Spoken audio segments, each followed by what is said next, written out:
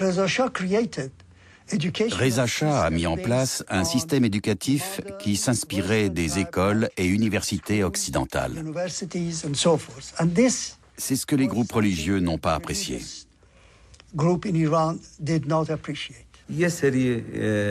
Il a créé toute une série d'institutions modernes. Il a imposé ses mesures, mais il a remis le pays debout. Dans sa marche forcée vers la modernité, Reza Shah revient aux origines. Contre le clergé chiite, il ressuscite Darius, Zoroastre et Persépolis. La Perse devient l'Iran, la terre des Aryens. L'islam ne doit plus être qu'un souvenir. Quand il est parvenu au pouvoir, il s'est cru investi de la mission d'instaurer une idéologie nouvelle.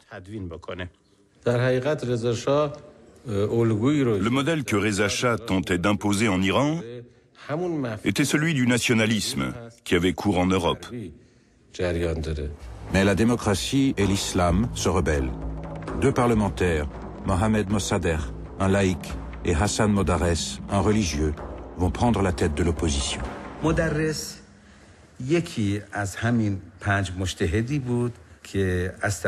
Modarres était l'un de ces 5 religieux choisis parmi les plus grands théologiens de l'époque pour représenter les écoles coraniques au Parlement et contrôler ce dernier.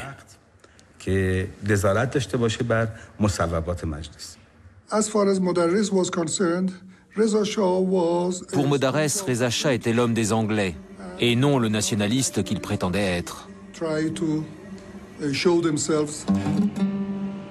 Mossadegh est exilé, Modarres emprisonné, puis sommairement exécuté. Reza Shah, inflexible, vient de réveiller le mythe fondateur de l'islam chiite, cet islam des déshérités qui a permis à la Perse de rester elle-même en sublimant les idées de résistance et de martyr. Par sa mort, Modarres entre dans la légende des imams sacrifiés au nom de Dieu et au nom du peuple. Aujourd'hui, en Iran, on célèbre la date anniversaire de son assassinat comme le jour du Parlement. La période où Reza Shah a été au pouvoir a vu l'Iran entrer dans le XXe siècle, à un moment où la plupart des pays se développaient et progressaient.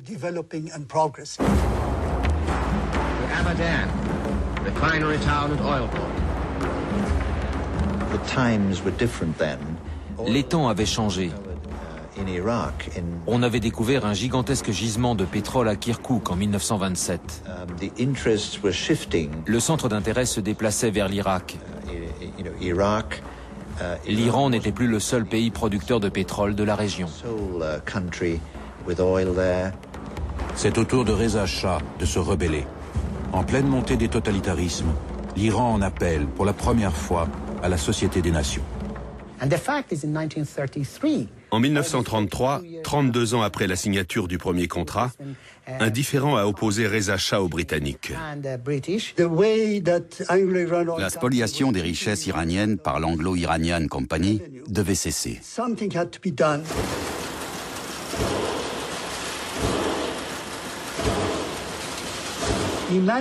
Reza Shah est parvenu à faire changer certaines clauses du contrat. Ce dernier, d'une durée initiale de 60 ans, a fini par être rallongé à 90 ans.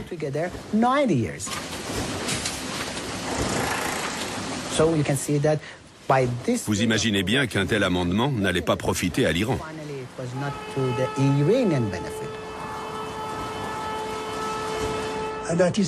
C'est pourquoi l'idée de la nationalisation du pétrole a commencé à faire son chemin dans les cercles politiques iraniens.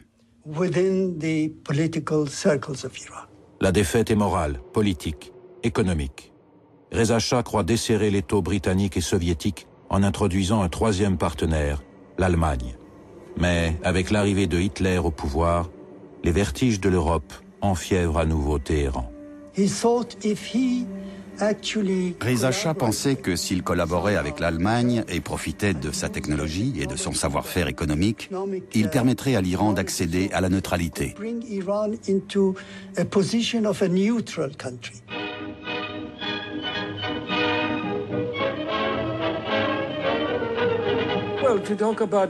Concernant les liens de Reza Shah avec l'Allemagne nazie, il n'était pas le seul. L'Irak et beaucoup de pays arabes étaient pro-allemands, parce qu'ils étaient anti-britanniques, anti-russes et anti-alliés. Les protestations de neutralité de Reza Shah à la veille de la Seconde Guerre mondiale n'y changeront rien. Le pétrole refait de l'Iran le pivot du monde. Les Russes ont envahi le pays par le nord et les Britanniques par le sud. Il était essentiel de sécuriser l'accès au pétrole. The meeting was simple enough. The Soviet officer firing a very light to inform headquarters that an Allied front had now been formed from the Arctic to Libya. They divided the country up. Ils ont divisé le pays et l'ont dirigé.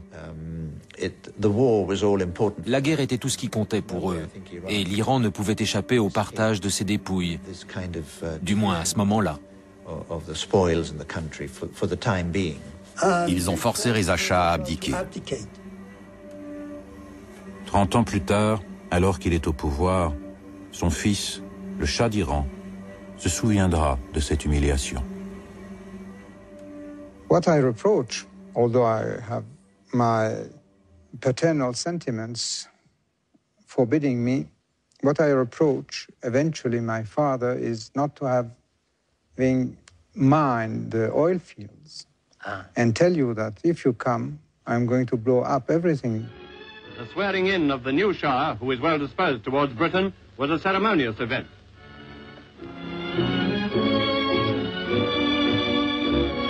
Inside, in the presence of the cabinet and army chiefs, he took the oath and signed his name for the first time as Shah of Persia. En décembre 1943, plus d'un an avant Yalta, Roosevelt, Churchill et Staline se donnent rendez-vous en Iran pour orchestrer la fin de la guerre. Mais la conférence de Téhéran annonce aussi un nouvel ordre mondial. All three delegations paid their respects to the Shah, whose country, later in the proceedings, was the subject of a special declaration by the three powers of full economic assistance for the Kingdom of Iran.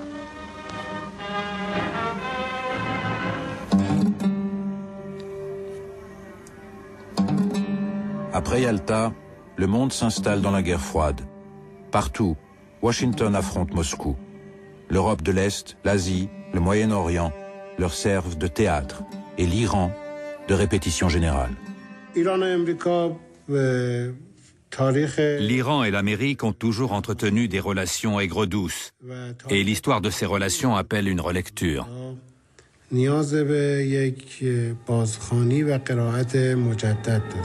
So the pipeline goes, over the hills and under the rivers, past ancient cities and modern pumping stations, beside roads and caravan tracks and sun-dried villages of mud, and down to the plains at last. Until, with the hills and the deserts behind and the wells far away, the pipelines of Khuzestan are drawn together and into the great oil city of Abadan.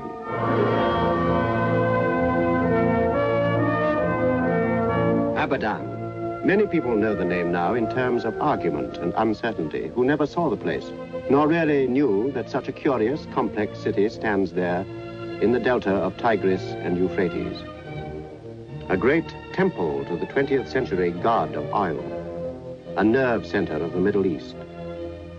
And yet, less than a lifetime ago, there was only the desolate, unpopulated desert and an empty island. C'est un drame planétaire qui va se jouer là. Un drame dont les acteurs vont tour à tour être les vainqueurs et les vaincus. C'est une tragédie dont chacun d'entre eux croit détenir la clé.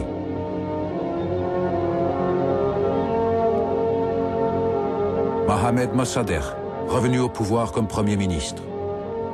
L'Ayatollah Kashani, chef du parti religieux.